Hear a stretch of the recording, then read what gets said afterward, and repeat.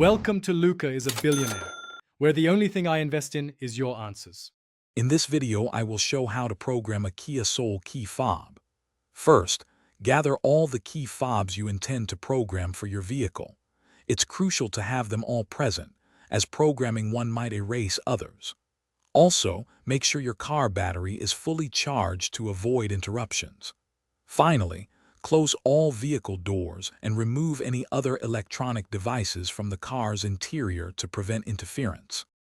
Now, let's get your vehicle ready. Insert your key into the ignition. Turn the key to the on position, then quickly cycle it off and on repeatedly. You should see the door lock cycle, indicating you've entered programming mode. It's important to end this sequence with the ignition in the on position to proceed to the next step.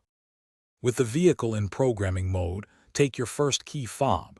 Press either the lock or unlock button on the fob. You should hear the door lock cycle again, confirming that this specific key fob has been successfully programmed.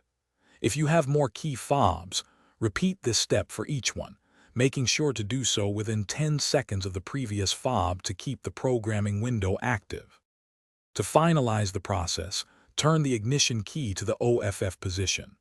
The door locks will cycle one final time, signaling that you have successfully exited programming mode. Now, test each key fob to ensure all functions, like locking and unlocking, work correctly.